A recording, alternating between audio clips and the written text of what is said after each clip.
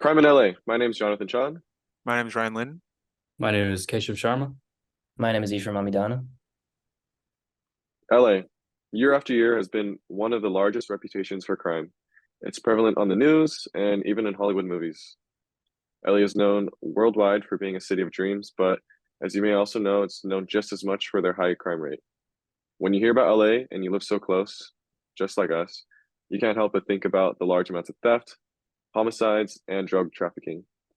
Thankfully, this year, violent crimes went a little bit down. Homicides are down 24% and robberies 12%. We wanted to dive deep into what crimes were being committed.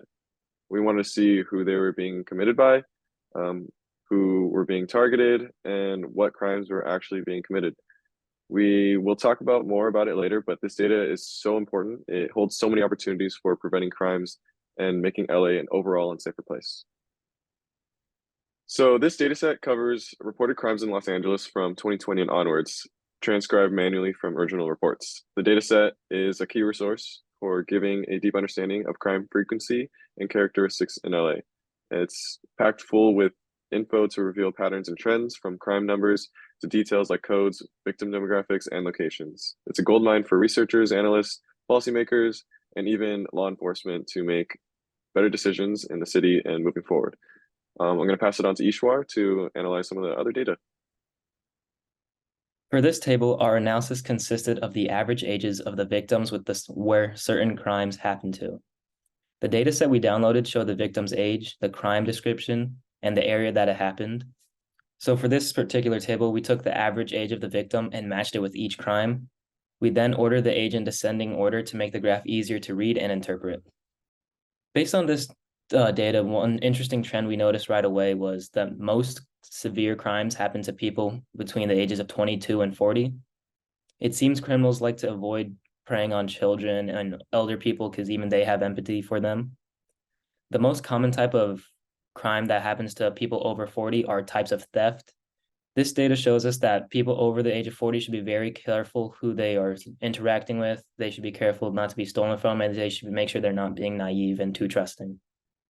So as a whole, this data shows off we need to help elders be more careful with the world around them. As the world is changing, we need to help them be smarter and adapt to the world around them. Hello, everyone. I'm excited to share with you a comprehensive analysis of crime in Los Angeles. I'll be covering crime by victim age, crime count by type of crime, and then crime by location. So for our crime by victim age, our analysis was based off of a nuanced distribution across age groups from less than 0 to 100 and above. Interestingly enough, there was over 240 reported cases for individuals aged 0 to 20, and that's shown here on the analysis. This highlights the pressing need for tailored safety measures, especially for early education on self-protection for the youth. And the actionable intelligence that we get here is that proactive measures should be implemented immediately to mitigate the risk of criminal victimization during individuals' early ages. And we can see here that there's a steady drop in the amount of crimes reported after 40 years old. Shifting our focus, we'll now look at crime count by the type of crime. And as you can see here, there's the three most prevalent crimes in the city of LA were vehicles stolen, battery, simple assault, and identity theft, with respective values of 90,982, 67,652, and 53,137. While these three are the ones that stand out, the analysis highlights a diverse landscape of criminal activities in Los Angeles, and the actionable intelligence is clear. We need a holistic approach to law enforcement, and by tailoring interventions to address specific crime types, beyond the top three, it's essential for curbing criminal trends and fostering a safer urban environment in the city of LA. Diving into the intricate landscape of crime, we focus on crime counts categorized by location. This dataset, covering over 800,000 unique crime cases, reveals distinctive patterns and trends within each area of LA. Notably, our analysis allows users to filter through certain criteria such as the victim's sex, type of crime, date of occurrence, and specific area of the city. This provides actionable intelligence for targeted law enforcement strategies and community engagement initiatives. Understanding the distribution of criminal activities empowers policymakers to deploy resources effectively, addressing the unique challenges faced by different neighborhoods. Hey everyone, I'm excited to share my analysis of crime in Los Angeles. I'll be covering victim ethnicity by location and age. Using Tableau, we were able to identify which ethnicities were more vulnerable to certain crimes in different areas of Los Angeles.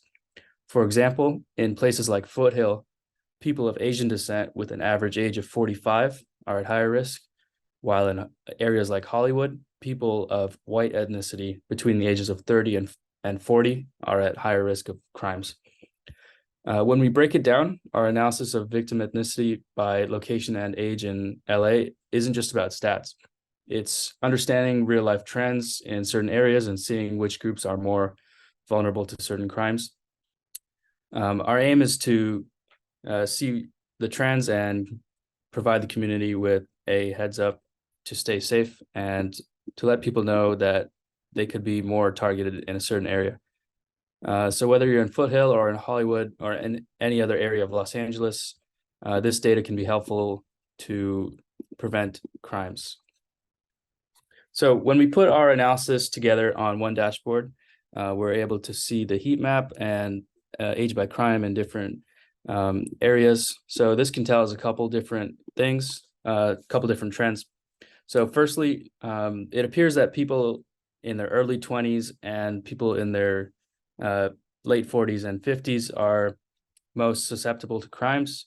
So this could be because they're graduating college they're in their early 20s. They could be graduating college, heading off to the first job. So they would be commuting a lot. With regards to people who are older in their 40s or 50s, they could be walking around. Maybe they're closer to retirement. And so they're also susceptible to crimes. Another thing that we noticed was that most of the victims of these crimes were premeditated crimes. So, for example, kidnapping or carjacking are typically things that criminals plan things out more, as opposed to crimes that are less prevalent, such as pickpocketing. Those can be planned on the fly, and we don't see that as much. So just like Keshav said, we talked about people from the age of 20 to 50 who are really susceptible to specific crimes, premeditated crimes in particular. So knowing the age at which people commit specific crimes in LA can be important for developing targeted intervention and prevention strategies. Understanding age-related crime patterns helps law enforcement and policymakers to tailor their efforts to address root causes and reduce criminal behavior at different stages of life. More importantly, we know how to protect certain demographics from specific crimes, and we are doing this all in hopes to make LA a safer place. The LAPD is the biggest form of crime prevention that we know of in LA at the moment, and they can use this data to implement new crime prevention strategies. They can analyze patterns and hotspots to allocate resources effectively through our heat map. The LAPD can make new predictive policing models to prevent specific crimes from being performed in the future. Like we talked about earlier, homicides and theft are still through the roof, and this can be a result of gang-related violence or mental health. But regardless, our data can help law enforcement narrow down perpetrators and build new safeguards for potential victims. Thank you for listening.